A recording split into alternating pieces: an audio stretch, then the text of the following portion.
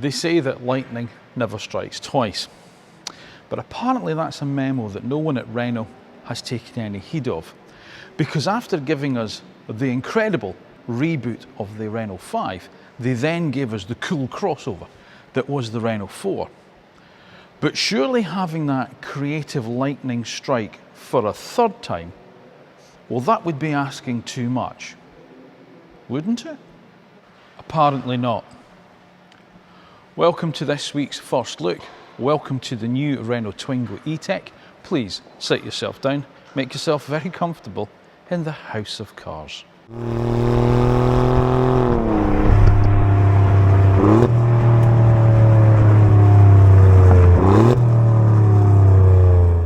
Now, back in the early 1990s, Renault gave us the first Twingo, penned by the very charismatic chief designer Patrick Clement, and it was a huge success for the company. It was a real style icon. Despite the fact it was never actually sold in the UK, however, we did actually get second and third generations of the Twingo, although they never really caught the same sort of imagination and style of that first car did. Nevertheless, it's been a massively successful car for Renault, selling over 4 million units over 25 territories across the world. Well, now Renault have done it again. They've decided to look back to go forward, and the new Twingo takes on the style and the charisma of that first generation car, but updated for a very modern age. And of course, as you'd expect, it's fully electric, just like they did with the Renault 5 and of course the Renault 4. And it's an A-segment city car. That's the interesting thing about it. And despite the fact that everyone seems to be deserting this market space, less than 5% of the cars sold in Europe today are A-segment city cars. That, however, is not through lack of demand. People still want small, inexpensive, cheeky little runarounds for their urban living or as a second car in the family. It's just that they can't make them profitably enough. That's the problem, especially with legislation and, of course, with stringent environmental issues at the heart of the motor industry. But Renault haven't given up. Renault have seen that as a challenge, and boy, have they taken on a challenge. So, let's take a deeper dive round the new Renault Twingo E-Tech and tell you all about it. Oh, just before I do, however, do us a wee favour, would you? Just make sure you're subscribed to the channel, turn on your notifications so you don't miss any more first looks and sneak peeks of new cars or road test reviews from us. And of course, as always, if you do like this review, make sure you give it a thumbs up, and as always, leave me your thoughts in the comment section down below. Right, let's take a look at the new Twingo, because there's a lot to talk about. Now, to me, small cars work best when they're brimming with character. They should have a personality. Look at things such as the Fiat 500, the Mini, both old and new, and of course the Honda E. They were brimming with character. This thing is positively overflowing with it. Now, here's the interesting thing. When I came out to Paris to look at the first time to have a look at the Renault 4, they showed us the concept Twingo. And I have to say, then I was just blown away by it. And I thought, they surely can't bring it out looking like that.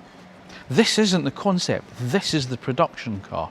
This is exactly what they're going to build. And this is unbelievable as far as I'm concerned. And here's the other thing I love about this. Normally when I get press packs and I look through them, and there's lots of designer words in there, and they talk about, you know, the creative flow of energy, and the car embodies sort of like the curving lines of the coastline of, you know, wherever in the ocean, where the ocean meets the mountains, and all that sort of guff. The words they use in the Twingo press pack are things like cheeky, impish, smiling, and my absolute favourite, it's a bubble of energy. I think that's exactly what it is. It has a personality. And they've tried to sort of like ape the first generation car from the 90s in this modern interpretation, just like they did with the Renault 5 and of course the Renault 4, but in a much more, I hate to use the word, but I'm gonna, cute sort of way. So the first thing we need to look at really is these headlights here. So of course you get these DRLs, which, you know, these are the eyebrows. I mean, look at it. This is a production car. I can't get over this. These are your DRLs here, and then of course then you've got your headlights, your LED headlights down there. And then of course you've just got this bit of body colour in here, which just gives it that sort of face to the car. And then of course a nice little black strip in there. And then this lower section here, but this bit here has got a slight curve to it, and it's almost like the car's smiling. Isn't it? That's what it is. And of course you've got this, to say, the cooling down there. You've still got a lot of tech on it because obviously, as I said, legislation being what it is these days with safety kit and all the rest of it, you've still got to have that. So you've got the sensor down there for the radar guided cruise control. But like the concept, you've still got these sort of bump stops effectively here at the corners, which will no doubt help with parking in Paris. Expect to see these absolutely, you know, bashed and beaten up in about 5 years' time down the back street of Paris somewhere.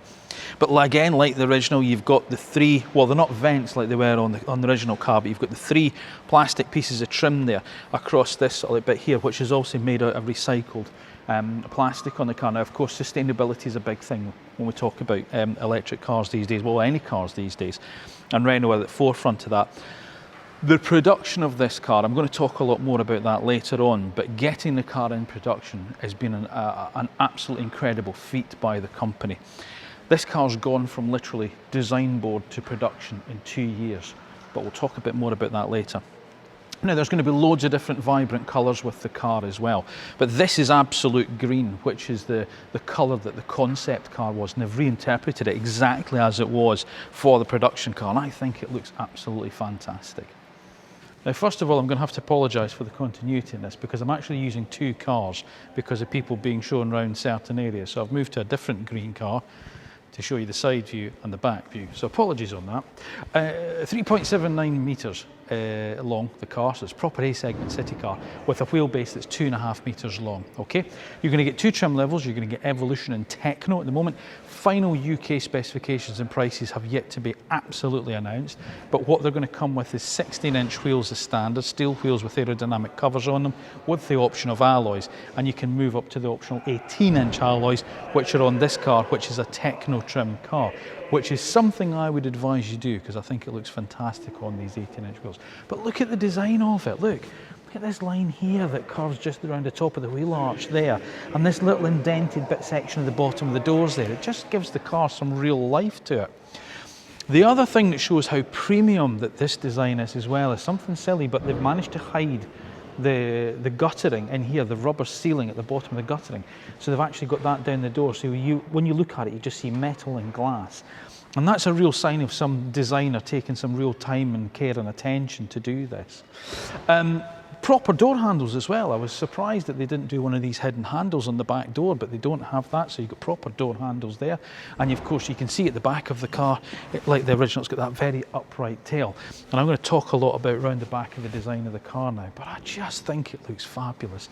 That monobox design of the original. The only thing that's slightly disappointing is they've gone for two wipers. It'd be nice to see one wiper. I always think that's a really nice thing on a car, but never mind, there we go. But yeah, I just think this thing looks, they've got it absolutely right, this car. Look at this. Best bum since Kylie, I think. Now, the rear of the car. Of course, you get the same style of lights as you do in the front, these real standout lights at the back here, and of course you get the main lamp units around here, and then in this black strip across, you get the three separate lights. Obviously you get your turn indicators, and then depending on the side, you'll either have reverse light, or on this side you'll have fog light. That's it, very, very simple. I do want to talk about this area here, this black sort of like spoiler area here. Now, they did look at doing this in body colour, but what they found was it really elongated the length of the car and it really ruined the proportions of it, so they kept it in its natural material.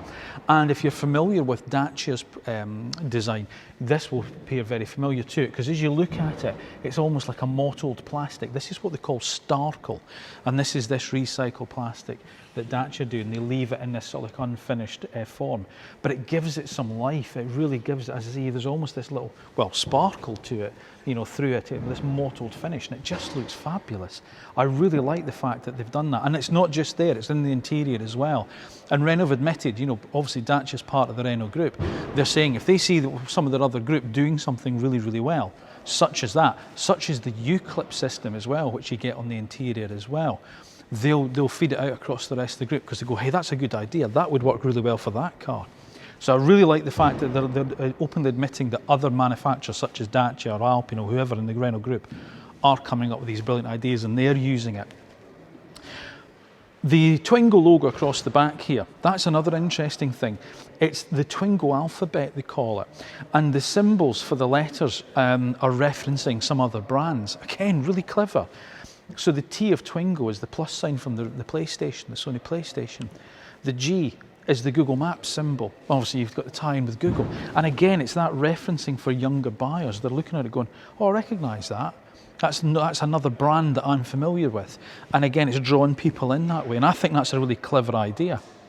You get a reversing camera on this car. Obviously, it's an option depending obviously on final specs, I would imagine. And of course, you get the Starco bump stops here as well.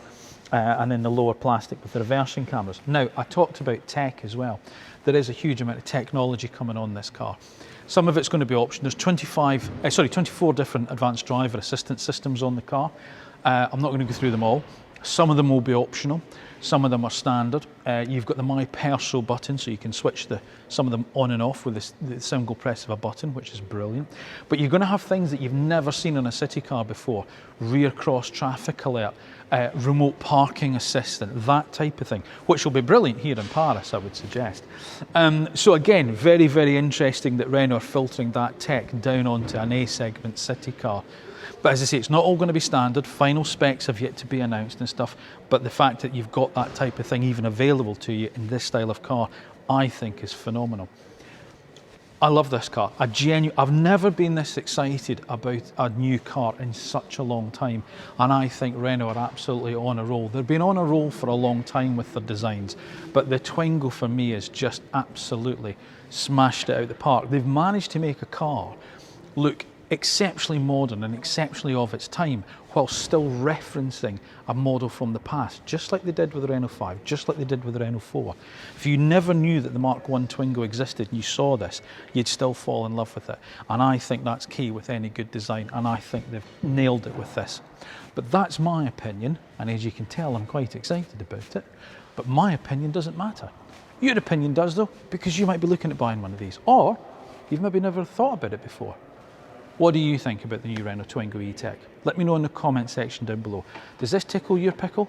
Would this make you go become an EV driver for the first time, just have a Twingo in your driveway? Let me have your thoughts down below. Now, practicality is an interesting one because, well, it's a city car, so you think, well, it's not going to have much boot space. It does actually. 250 litres of boot space, but that also takes into account 50 litres of underfloor storage. Now, that splits in two different sections, so you can still have, if you've got a suitcase on one side, you can lift up there to get your charging cable out. I've got that in my Renault 4 and I really like that idea. But 250 litres with that in place isn't too bad. However, the rear bench slides forward, so if there's no one in the back, you can slide the rear bench forward, and that will give you up to 360 litres of boot space. If you fold the bench down, it's a 50-50 split, that will take total capacity up to over 1,000 litres. Now, normally I don't have my suitcases on these international press launches, but Renault do, so I've stolen a couple. So there's two of their wheelie cases with the seats all the way back. That fits in there. So you can imagine with them slid forward, you'll get 4 in there, you know, to give you 360 litres. That is not bad at all, I think, for a small city car. So 2 wheelie bags plus 2 rear passengers with full legroom and space down the side there. I don't think you can ask for much more than that. Now, as I say, it's a 5-door car, which is ideal, because the original one wasn't, although the 3rd generation one was, which was also rear engine, believe it or not. Right, what have we got in here? Well, I tell you what, there's a decent amount of space back here. I mean, you are sat quite far back, obviously, but I've got good headroom. For me, I'm 5'8". If you're 6 foot, you're going to struggle, okay? But it's an A-segment city car. Let's be blunt about it. You've got a nice flat floor across, but as I say, it's just for the 2 in the rear as well. But I've got plenty of leg space there. Look at that. And I can get my feet underneath the seat as well. The rear windows aren't windy though. They are just literally those pop-out style, you know, that you get on some small city cars. And as I say, you can slide the seat forward or back, both sides, depending obviously on what you need. So as you see, if you've got one passenger in the back, need a little bit extra room, you can slide it forward. The storage in there, you know, in the back, the mat pockets, the back seat, obviously there's no door bins or centre armrest, but you do have access to the back of the centre console here as well. I don't see any USB connectivity ports, in fairness, but again, I'm not sure that's going to be vital in this type of class of car. But you know, as I say, you certainly got a little bit of storage just at the back there. But yeah, I think this is incredibly spacious given the size of the car.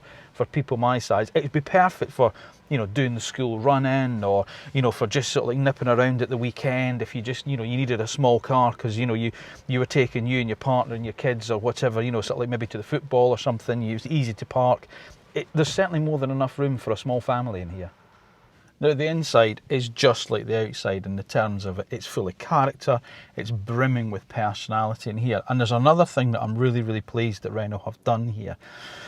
With the Renault 5 and the Renault 4, they've got the same interior, which is, they're okay, you know, it's a nice interior with the cars. I daily drive a Renault 4 and I get on really, really well with it. And it's a nice interior, but it is a bit more, dare I suggest, understated and less flamboyant. The Twingo is the other way. They're very much the other way, as I say. This is absolutely, and it's exactly what you want. You look at things such as the Fiat 500, you look at the Mini, you know, their interiors are just full of personality and quirks. You know, they're not perfect, but that's what personality is, isn't it? You know, no one's perfect. And this is what you get here with the Twingo. So say it's like the original car, lots of colour, lots of vibrancy in terms of materials and the colours they've used, but with a lot more tech, as you'd expect for a modern car. So there's two screens. You get the 7-inch driver's display in here, which is obviously digitised, and then you get this 10-inch central infotainment screen here, which on the Techno model will feature the inbuilt Google. Okay, and we'll talk a bit more about that.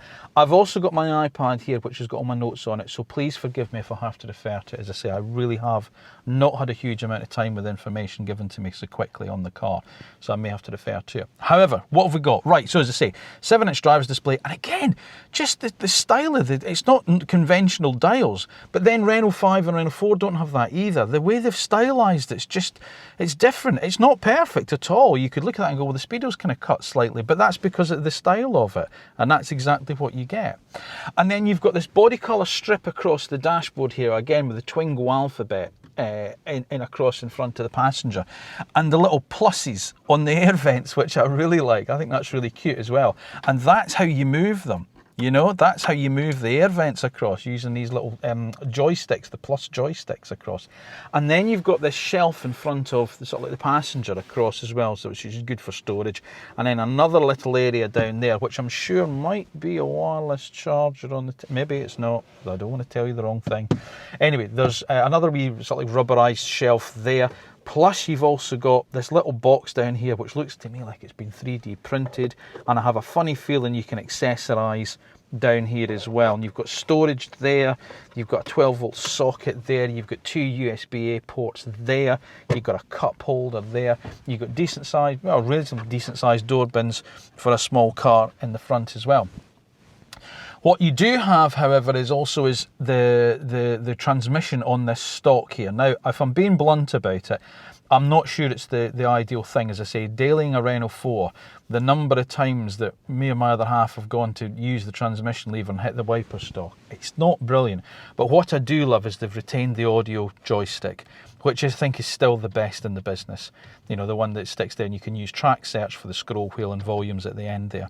And then, of course, your usual buttons on the steering wheel, you know, one to sort of like change the display on the dash, you know, to configure your dashboard how you want to see it there, and then all of your information, your telephone button for Bluetooth and your voice activation, and then cruise control over this side here.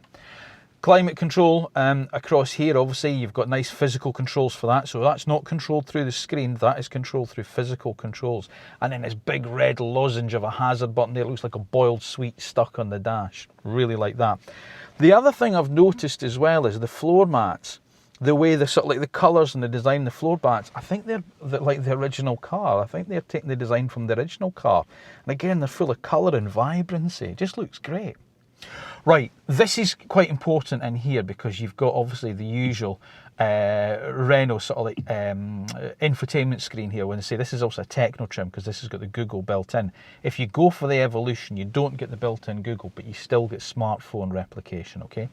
But obviously you've got things here such as, you know, your car settings in here, where obviously you can look at your state of electric charge. You've got your driver assistance buttons there. You've still got the My Perso button across here. One of the best things ever, that. So you can switch off the driver assistance systems with the press of a button. That's over there as well. And then obviously you can go and view certain bits of your vehicle as well and things like that. And then of course, obviously you've got audio stuff there and telephone and all the rest of it. Right, that's all fine. But now I am going to have to refer to my notes now because I knew there'd be something I couldn't remember in here. Right, so the other thing that it does, you can download apps from the Google Play Store as well. And you'll also be able to stream content into it as well. So I've made a wee note there. So things such as, if you've got subscription packages such as Amazon Music, HBO, Prime Video, and you can gain access to things like Netflix, Disney Plus, BBC iPlayer even through the Vivaldi browser. I mean, that's unheard of in this segment of car, There's another interesting thing that I did write down. Oh yeah, she's got ChatGPT as well, which is quite clever. The dual open R screens, I've talked about them. You get the Renault avatar, the little, looks like the Microsoft paperclip that comes up and he can help you. And there's also going to be ChatGPT built into the car as well. So that's quite clever. Now, the other interesting thing with that Renault, the avatar thing, he can respond to, usually, they've looked at Renault customers and owners and they've got the 200 most asked questions that they ask them and that he will respond to that. And it's silly things like, how do you pair up a Bluetooth phone? Where's the charging flap? Things like that you might know when you first get the car, you need to know. And he's already sort of like pre-programmed with all of those, and he will learn more as the time goes on. There's other nice sort of like simple things as well, which is quite clever. And I did write this down and I bet I can't remember it. But it basically, the Google mapping system updates between 1 and 2 times a month. So it's always up to date. And the other thing it does now is it converses with the car. So if you are putting in if you are going for a longer journey, for instance, in the car, what it will do is it will converse with the car in terms of its state of charge. And it might then sort of like change your journey depending on, because you can tell it, well, I want to arrive with 15% battery or 20% battery or whatever, and it will change your route accordingly or suggest charging down that route and then precondition the battery in accordance with that route. It's all clever stuff, I have to admit. And I just, and as I say, if we were sitting here talking about a medium sector SUV crossover, I'd be blown away. But we're not. We're talking about an A-segment city car that's going to come at a very, very keen price. And that is all in there. But the design of it, as I say, is the thing that just gets me about this car. I haven't even spoken about the fact that Twingo's all embossed in the headlining as well, which all the alphabet of Twingo is all embossed up here. The Twingo alphabet, all the design of it is up there. And again, it gives it character. And then just the whole design of the dash. And I'm so pleased that they've actually gone for a new style of dash rather than put something like, say, I don't know, like, a Clio or something like that in here and just gone for, for cost saving. That's what we've done. No, it's a brand new dash, and it's just filled with character and personality and sustainability, because you can see a lot of sort of like the recycled plastics, the 3D printed stuff here so that you can change and accessorize depending on what you want. I'm just absolutely blown away by it. I don't think I've been this excited about a new car in such a long time, but this Twingo has got me really, really excited. And I think it's another winner from Renault, I really do. But the interior, that's fabulous. Right, let's talk about the usability of the car now and its battery and its technology that it uses, okay? Now, obviously, it's a small A-segment city car. You're not going to find out that it's got a battery made of unobtainium and can do 500 miles on a single charge. Of course not. It's the right sizing, and this is what I love about this car, okay? So they're looking at it for the target market, and that's why I always review cars. Look at it at the target market, okay? So your battery is a, sorry, forgive my notes here, is a 27.5 kilowatt hour LFP battery, which is a first for Renault as well. And they've gone down the route of the LFP battery because obviously it uses less harmful raw materials, so there's no nickel and cobalt in it and things like that. Now that should give the car a range of up to 163 miles on WLTP test cycle, but bear in mind that's for the sort of the lead-in car on the smallest wheels. You move up to 18-inch wheels, that'll probably drop to sort of like 150 something, but still good for the sector. Okay, I think it's about 260 kilometers if my maths is correct on that. Now the charging thing. Here's the thing with it, as I say, the final specs have yet to be decided for the UK, okay? But from my understanding, what they told us this morning, the car is going to come with a 6.5 4 kilowatt charging on the AC, okay? And then you specify if you want more charging. There's a, what did they call it? They called it something like the standard charge pack, or the advanced charge pack, that's what it's called. And that means you'll increase that to 11 kilowatt AC charging, and it will give you 50 kilowatt DC charging as well. It will also give you vehicle to load and vehicle to grid capability. So there's quite a lot you get on that optional pack, but it is optional on the car, depending obviously on what you need. Now, if you do specify that pack and you use an 11 kilowatt wall box, some people do have them, that means you'll go from 10 to 100% in just 2.5 hours. Okay, because it's quite a small battery. But even from a standard 7 kilowatt outlet, what you're looking at is 4 hours and 15 minutes, okay? But you've got to specify it with that optional pack. The 50 kilowatt DC charging means that it will go from 10 to 80% benchmark in 30 minutes. So again, exactly as you would expect, okay? So, the other interesting thing with the battery that they're using in the car, as I say, as well as being LFP, it features cell-to-pack architecture. Now, a lot of that is also for packaging reasons, but the other reason that they've done that is it reduces costs on the battery by 20%, which is going to be crucial in keeping the price of this car down. That's exactly why they're doing it. So they're trying to keep the price of the car down whilst not compromising on the technology and the equipment that we would expect on a new electric vehicle in this day and age. Now, obviously I can't tell you how the car drives, but I can tell you what it has. 82 horsepower is what it has, and that gives you a 0 to 62 miles an hour time at 12.1 seconds. The interesting thing is actually the 0 to 50 kilometre an hour time. What's that, 30 miles an hour? 3.8. Quite nippy off the line then, exactly what you need for an urban runaround, okay? So as I say, we can't really discuss how the car drives, but what we can discuss is the platform that's underneath the car, which is Renault's Ampere small platform. And again, it was trying to sort of like reduce costs, keep the technology there, but also, you know, utilise what they've already got. So this platform, the Ampere small one, brings the car down in obviously in quite a significant size, obviously, as we discussed earlier. Key, however, is keeping the weight down. Just over 1,200, it's 1,250 kilos, this car, fully optioned up.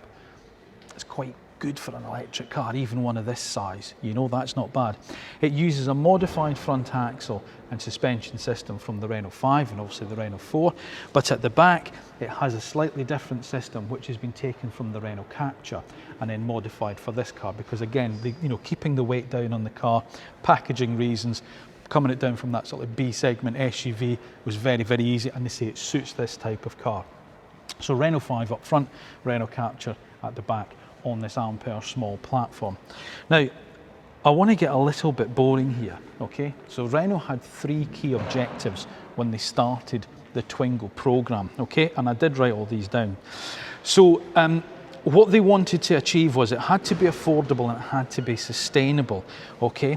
That was the first 2 things. It had to have a price under 20,000 euros starting price, and that's exactly what we're hoping that they're going to announce when the prices are eventually announced, that the lead-in car will come in under 20,000 euros. UK prices obviously in spec have yet to be announced. They also had to cut development times on the car. That was the other key thing with it, and that's exactly what they've done, from pretty much drawing board to finished car in 2 years. So that's the box ticked as well. But the other thing was it had to be built in Europe. That was key to Renault, and the car is going to be built in Slovenia, where the Twingo has been built previously. So again, it's keeping on board that workforce that's already employed by Renault. It's keeping the supply chain that's already there, and it means it can take an advantage of that optimised industrial supply chain that's already been present from the Twingo. So all 3 boxes ticked. Well done, Renault.